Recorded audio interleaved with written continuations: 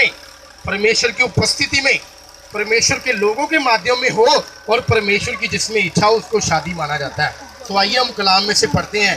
हम पहले गौर करते हैं, पढ़िए। हे पत्नियों, पहले पत्नियों के लिए जितनी कितनी पत्नी बैठी हैं यहाँ पे जो शादीशुदा, आप खड़े करो। हाँ जी, हुई नहीं तो कई बार भुलेखा पै जाता, कई बार भी भुलेखा पिया है। भुलेखा ना खाओ, शादी एक बार होनी है, दोबारा नहीं होने देनी। आप जितनी बहनें शादीशुदा बैठी हैं यहाँ पे, उनके लिए मैं पवित्र बाइबल से एक कलाम पढ़ता हूँ, ध्यान से सुनना। पढ़ो जी। हे पत्नियों, ध्यान से सुनना, यहाँ पे एक पत्नी का जिक्र नहीं है। हे पत्नियों,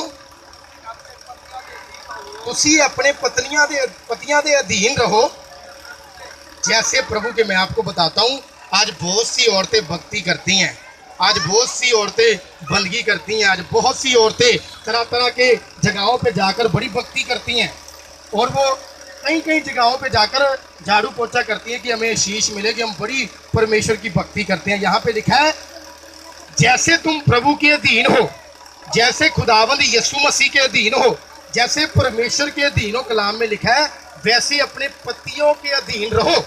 वैसे किनके अधीन रहो? पत्नियां बोले किनके अधीन रहो? ये नहीं कि पति को अधीन करके रखना है।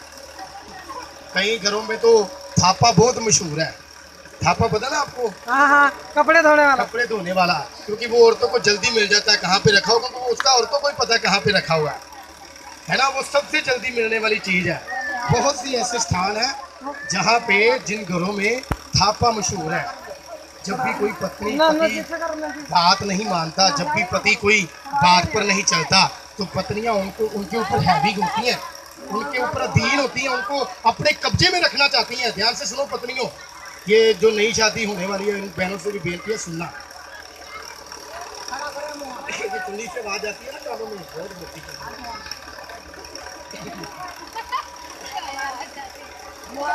बोलो हालेलुया, सब बोलो हालेलुया।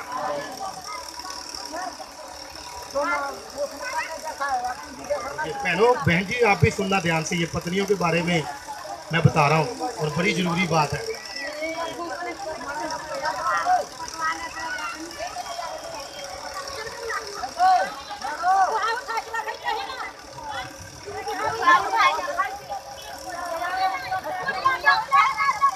और चुप, कोई नहीं, आप बात 10 मिनट लेने, 10 मिनट तो घट ही लाएंगे।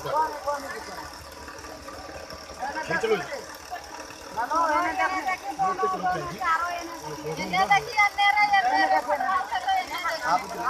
आप बैठोगे तो फिर ही आएगी फोटो। हंसो थोड़े जे यार, मैं ना कोई यार नहीं कर गया होने लगा।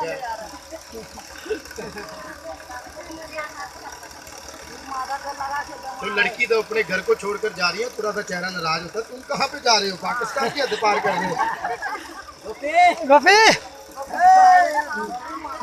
जरा मुस्कुरा। हाँ ठीक है, मैं खोल के सो पूरा मुस्कुराहट ऊपर भी सादा ब्याह है। आज तो मैं किन्ने बंदे तो हादा छड़े जिन्ना दा ब्याह नहीं होया जे 50-50 साल विचारे लभदे थके, तुहानू तो इन्नी छोटी उम्र च मिल गई जे पत्नी। मेरे गुरु हरसाए दे विच एक बंदा जे, उहदा नाम है सिम्मी, ते ओह बेचारा कंधा नाल टक्करा मारदा फिरदा, 45 साल की उम्र हो गई, उन्होंने कोई कुड़ी नहीं देंदा, बुरा हाल होया हुंदा पिया। वो कदे मिलदा भी सानू रात बराते, ते रात नूं 3-3 बजे घरे जांदा, जिहदा काम इक्को ही है, डंडे मार ले ते जां रेहड़ी ते सौ लिया, बस उदों बाद उहदा कोई काम नहीं। ते तुहानू तां एडा वड्डा मौका दिता जे परमेश्वर ने, जल्दी तुहाडे लई पत्नी मुहैया करती है ना। एक किड्डी वड्डी गल है, बोलो हालेलुया। पत्नी की कीमत उससे पूछो जो अभी तक छड़ा है, तो पति की कीमत उससे पूछो जो बेचारी विधवा हो चुकी है। मैं आपको बताता हूँ, ये बहुत बड़ा रिश्ता है। ध्यान से सुनो, इसके लिए जितनी पत्नियां उनके लिए सुनना जरूरी है। यहाँ पे लिखा है, तुम अपने पतियों के अधीन रहो। किसके अधीन रहो? जैसे प्रभु के। जैसे किसके? प्रभु यीशु मसीह के। अगर हम अधीन है, अगर प्रभु यीशु मसीह से हम मोहब्बत करते हैं, अगर प्रभु यीशु मसीह जी की हम बंदगी करते हैं, उनके वचनों पर चलते हैं, उनके भजन गाते हैं, उनकी आराधना करते हैं, तो जरूरी ये भी बात है कि हम अपने पति के अधीन रहें। हम अपने पति के क्या रहें? अधीन रहें। एक तरफ चल रहा है, अभी बंदगी करके आ रहे हैं, हालेलुया स्तुति महिमा हमेशा यीशु मसीह को देंगे।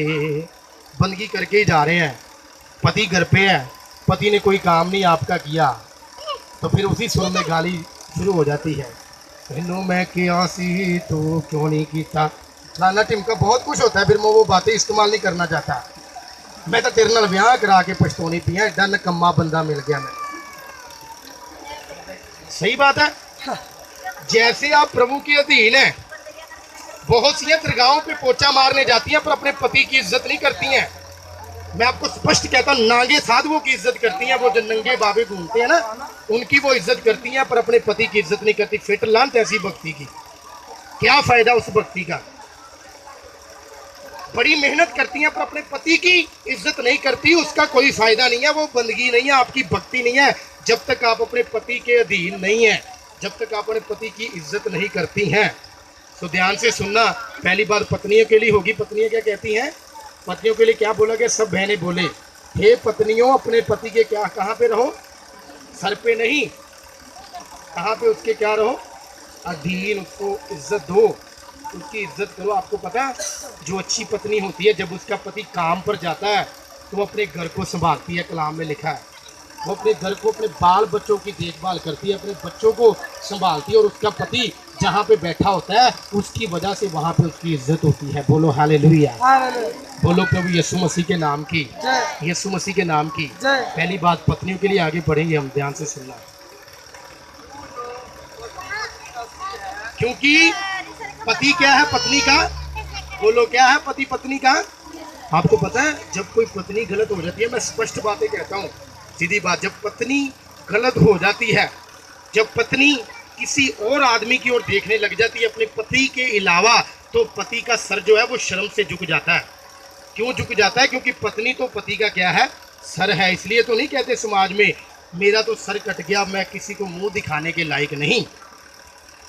आज मैं आपको बताना चाहता हूँ, जितनी पत्नियां बैठी हैं, आप अपने पति का सर हैं। आपका पति सर उठा के जिए, आपका पति पूरी हिम्मत के साथ जिए, समाज में वो पूरी इज्जत के साथ रहे। वो जिम्मेवारी पत्नियों की है, वो जिम्मेवारी बीवियों की है कि वो अपने पति के अधीन रहें। और वो जो पति है, वो पत्नी का क्या है? बोलो सारे को, क्या है वो? सर। केवल पैसे देने वाला नहीं है, दिहाड़ी करने वाला नहीं है, उनको पैसे कमा के फ्रूट खिलाने वाला केवल पति नहीं है, बल्कि उनका क्या है? सर है। उनका क्या है? जैसे मसीह, बोल पढ़ो, जैसे मसीह भी कलीसिया का क्या है? बोलो, जैसे मसीह भी क्या है? कलीसिया का सर है।